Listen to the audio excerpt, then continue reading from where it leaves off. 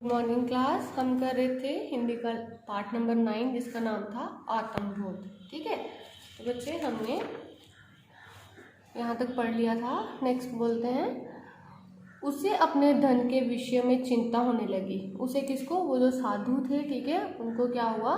अपने धन के विषय में क्या होने लगी? चिंता होने लगी। ये समझ नहीं पा रहा था कि धन का क्या करे, और उसे समझ नहीं आ रहा था कि वो उस धन का क्या करे, कहाँ रखे। साथ ले चलने में तो डर था कि डाकू धन के लोभ से कहीं उसके प्राण ही ना ले लें, और अगर साथ लेके जाता उस धन को तो उसे डर था कि कहीं डाकू जो है वो धन के लालच में क्या कर ले, उसके प्राण ही ना ले लें, मतलब उसे मार ना दें। जिस स्थान पर साधु रुका था, जिस जगह साधु रुका, वह स्थान भी उसके लिए अपरिचित था। जिस स्थान पर वह रुका वो स्थान भी उसे अपरिचित, मतलब वह स्थान को नहीं जानता था। सभी व्यक्ति की अपरिचित थे, सभी व्यक्ति भी अपरिचित थे। कहते हैं कि सभी व्यक्ति जो वहाँ पे जो लोग थे वो भी अपरिचित, मतलब अनजान थे उसके लिए। अतः वह किसी को धन सौंप कर भी नहीं जा सकता था, और वह अपना धन, वो जो स्वर्ण मुद्राएं थी वो उनको भी देकर नहीं जा सकता, क्योंकि वो किसी पे उस वक्त भरोसा नहीं कर सकता था, क्योंकि किसी को जानता ही नहीं था। कई दिनों तक सोच विचार करने के बाद हिरण्याव को कई दिनों तक सोच विचार करने के बाद हिरण्याव को सहसा एक अद्भुत उपाय सूझा। मतलब कई दिनों तक वो सोचता रहा, विचार करता रहा, ठीक है, और उसको अचानक सडनली क्या हुआ कि एक अद्भुत उपाय सूझा, बहुत ही अच्छा उपाय सूझा।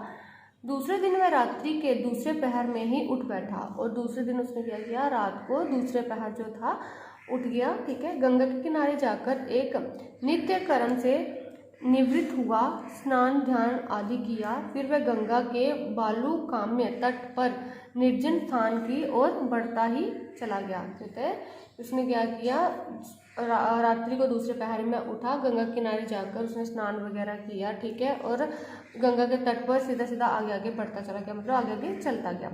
लगभग 2-2.5 मील चलने के बाद हिरण्याव रुका। 2-2.5 मील जब वो चल बैठा तो वो क्या किया, रुका वो, ठीक है, वही स्थान पर रुक गया। उसने चारों ओर निगाह दौड़ाई। उसने क्या किया कि चारों तरफ देखा कि कोई है तो नहीं है। वातावरण में अभी भी अंधेरा सा छाया हुआ था। वातावरण मतलब अभी उस एरिया में क्या था कि अंधेरा ही था, अभी मतलब लाइट वगैरह नहीं थी, अंधेरा ही था। वह स्थान जन शून्य था। जन शून्य मतलब कि वहाँ पे कोई भी आदमी नहीं था, ठीक है।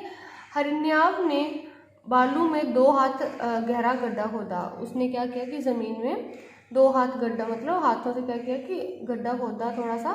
फिर स्वर्ण मुद्राओं की थैली निकालकर चुपचाप उसमें रख दी। उसने क्या किया, जो स्वर्ण मुद्राएं थी उसकी थैली निकाली और उस गड्ढे में रख दी, ठीक है, और ऊपर से बालू से उसे पाट दिया, और ऊपर से क्या किया, वापस से वो जो मिट्टी वगैरह थी उस पर चढ़ा दी, ठीक है, मतलब अंदर रख दी और ऊपर से मिट्टी वगैरह चढ़ा दी। फिर उसके ऊपर गंगा के काले काले पत्थर चुनकर बालू और पत्थरों से ऊंचा सा शिवलिंग बनाया। और उसने फिर क्या किया कि गंगा से पत्थर उठाए, पत्थरों से, और उस रेतीली मिट्टी उसने क्या किया, एक शिवलिंग उस पर बना दिया। पुष्प आदि से उसकी पूजा की, और पुष्प वगैरह फूल वगैरह लिए और उस शिवलिंग की क्या करने लगा, पूजा करने लगा, ठीक है। उसके बाद हिरण्याव खुशी खुशी आगे तीर्थ यात्रा पर बढ़ गया, और उसके बाद हिरण्याव ने क्या किया, धीरे धीरे अपनी यात्रा जो आरंभ करी और आगे आगे चलता गया। हिरण्याव के जाने के 4-5 दिन बाद 30-40 तीर्थ यात्रियों का एक दल वहां से निकला। हिरण्याव के जाने के बाद क्या हुआ, 4-5 दिन बाद कुछ 30-40 लोगों का और ग्रुप जो था वो भी उस तीर्थ यात्रा पे जा रहा था और वहां से गुजर रहा था। उस दल में श्रेष्ठ बुद्धि नाम का एक वणिक भी था। उसमें क्या था, श्रेष्ठ बुद्धि नाम का एक आदमी था, ठीक है। उसकी दृष्टि पत्थर और भालू से बने शिवलिंग पे पड़ी, और उसने क्या देखा, उसकी नज़र किस पे पड़ी, जो हिरण्याव ने एक शिवलिंग बनाया हुआ था, ठीक है, उस पे पड़ी। उसने यात्रियों को वही रुकवा लिया और बोला, अरे देखो इस स्थान पर किसने शिवलिंग बनाया है, इसकी पूजा भी की है, चलो हम सब भी ऐसा करें, इससे निश्चित ही पुण्य मिलेगा। उसने क्या बोला कि देखो, उसने सारी यात्रियों को रोका और बोला कि देखो यहाँ पे किसी ने क्या बनाया है, शिवलिंग बनाया, उसकी पूजा भी की है, चलो हम भी ऐसा ही करते हैं, ठीक है, शिवलिंग बनाते हैं और उसकी पूजा करते हैं, शायद क्या हो, इससे हमें कोई पुण्य प्राप्त हो। फिर क्या था, सभी यात्री जुट पड़े। ऐसा कह जो 30-40 लोग थे वो सभी क्या करने लगे, शिवलिंग बनाने लगे वहाँ पे।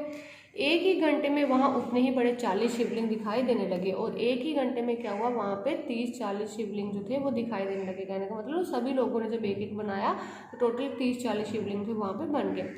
फिर तो जो भी दल आता वह वैसे ही शिवलिंग बनाता, उसकी पूजा करता, फिर आगे बढ़ जाता। और फिर क्या हुआ कि जो भी उस रास्ते से आता वहाँ पे क्या करता, शिवलिंग बनाता और पूजा करता और वहाँ से आगे बढ़ जाता। लगभग 1 महीने बाद हरिन्याव तीर्थ यात्रा से वापस लौटा। जब 1 महीना हो गया लगभग, तो हरिन्याव जो था वो उसने क्या किया, अपने तीर्थ यात्रा से जब लौटा, परंतु ये क्या, जहाँ उसने धन गाड़ा था उस स्थान को देखकर वह दंग रह गया। तो क्या हुआ कि उसने देखा कि ये क्या, यहाँ पे तो इतने सारे शिवलिंग है, ठीक है, जहाँ पे उसने धन को क्या किया था, छिपाया था, स्वर्ण मुद्राओं को छिपाया था नीचे गड्ढे में, वहाँ पे तो इतने सारे शिवलिंग बन गए हैं। 2-3 मील के घर में एक समान सैकड़ों शिवलिंग बने हुए थे, और 2-3 मील के घेरे मतलब 2-3 मील के एरिया में क्या थे, इतने ज़्यादा एक जैसे शिवलिंग बने हुए थे। ये पता लगाना भी बड़ा कठिन था कि शिवलिंग कौन सा है। हरिन्याव का सिर चकराने लगा और वह वहीं बैठ गया। अब ये पता लगाना मुश्किल था कि हरिन्याव ने जो शिवलिंग बनाया है वो कौन सा है, मतलब जिस शिवलिंग के नीचे उसने क्या किया, स्वर्ण मुद्राएं छिपाई हुई हैं, वो शिवलिंग कौन सा है उसे समझ ही नहीं आ रहा था। तो उसका सिर जो है चकराने लगा और वो नीचे ज़मीन पर बैठ गया। बहुत देर तक वह शिवलिंगों के उस मेले को देखता रहा। काफ़ी टाइम तक उसने क्या किया, वो शिवलिंग जो बने हुए थे उन सभी को देखता रहा। सूर्यास्त हो चला था, अब सूर्य जो है वो अस्त होने को आया था। सामने बहती गंगा कल ध्वनि के साथ उसे कुछ कहना चाह रही थी। अब जो गंगा बह रही थी, ठीक है, वहाँ पे पास है, ठीक है, तो वो क्या कह रहे कि वो उसे कुछ कहना चाहती थी। वह सोचने लगा, देखो किसी ने ठीक ही कहा है कि धन नष्ट हो जाता है, जिससे हम ना तो दूसरों का भला करते हैं ना अपने लिए ही उसका उपयोग करते हैं। कहते हैं वो सोचने लगा कि देखो किसी ने ठीक ही कहा है कि धन जो है, पैसे जो है, ये क्या कर देते हैं, नष्ट हो जाते हैं, ठीक है, और उससे हम ना ही किसी दूसरे का भला कर पाते हैं और ना ही खुद को लिए उपयोग कर पाते हैं। मैं तो सन्यासी हूँ, उसने कहा कि मैं क्या हूँ, एक सन्यासी हूँ, मुझे तो धन के लोभ में पड़ना ही नहीं चाहिए। उसने कहा कि मैं तो एक सन्यासी हूँ, मुझे तो धन के लोभ में पड़ना नहीं चाहिए, मतलब मुझे तो लालच करना ही चाहिए। भगवान ने मुझे शिक्षा देने के लिए ही ये सब किया है। और उसने कहा कि भगवान ने मुझे यही समझाने के लिए, यही शिक्षा देने के लिए ये सब किया है कि धन का लालच कभी नहीं करना चाहिए, ठीक है।